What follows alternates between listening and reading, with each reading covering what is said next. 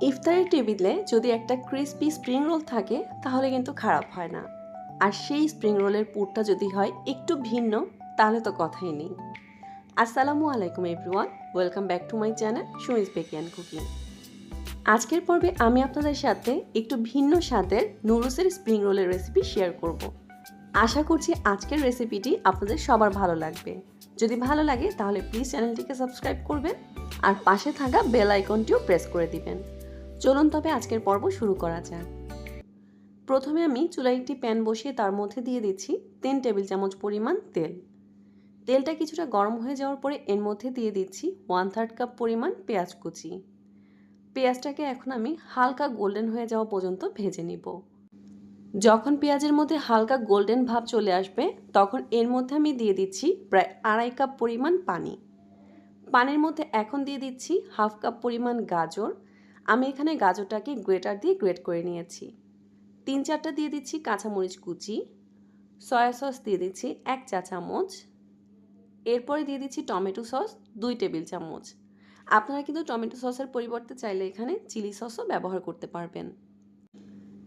এর মধ্যে আরও দিয়ে দিচ্ছি আমি 1/2 চা চামচ পরিমাণ অরিগ্যানো।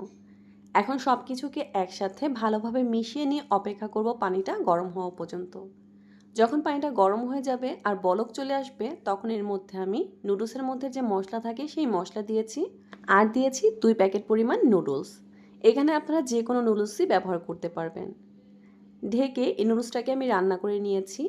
যখন নুডলসের মধ্যে পানিটা শুকিয়ে যাবে এরকম হালকা ভেজা ভেজা থাকবে তখন এর মধ্যে আমি দিয়ে দিচ্ছি 1 টেবিল চামচ পরিমাণ ধনেপাতা কুচি। চেষ্টা করবেন এই নুডলসটা রান্নায় আমি যা যা ব্যবহার করেছি সব কিছু ব্যবহার করতে, এতে করে কিন্তু নুডলসের স্বাদটা অনেক বেশি ভালো আসে।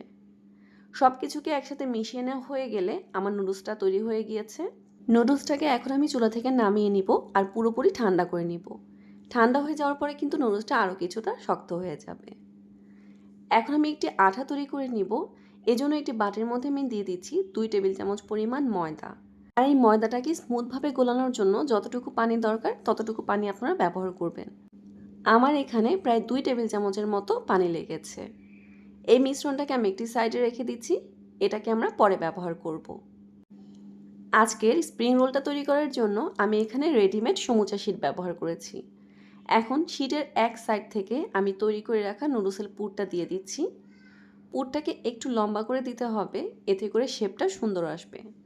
আর কিছুক্ষণ আগে আমরা যে আঠাটা তৈরি করেছি সেই আঠাটা এই শিটের চারদিক থেকে আমি ভালো করে একটু লাগিয়ে দিব।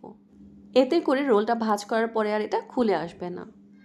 এখন একটা সাইড থেকে আমি দেখুন প্রথমে শিটটাকে একটু ভাঁজ করে নিচ্ছি, এরপরে এটাকে বটে দিব। আমি কাজটা কিভাবে করছি আপনারা আশা করছি দেখেই বুঝতে পারছেন। 2 সাইড থেকেও এভাবে করে শিটটাকে বটে দিয়ে এরপরে এটাকে আমি ভাঁজ করে নিব। এই রোলটা ভাঁজ করার পদ্ধতিটা আপনাদেরকে একটু দেখেই বুঝতে হবে, কারণ এটা আসলে মুখে বলার মতো কিছুই নেই। হয়ে গিয়েছে দেখুন।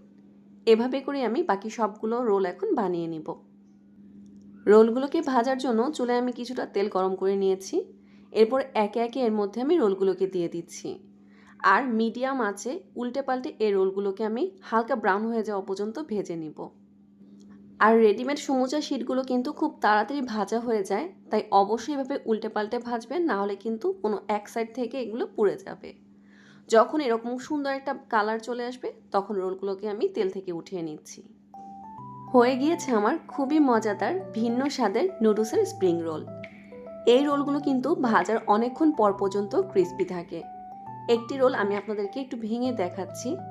দেখুন রোলের উপরটা হয়েছে ক্রিস্পি আর ভেতরটা কিন্তু একদম সফট আর মজাদার নুডলসের পুরে ভরপুর। আজকের জন্য এখানেই বিদায় নিচ্ছি। সবাই খুব ভালো থাকবেন। আল্লাহ হাফেজ।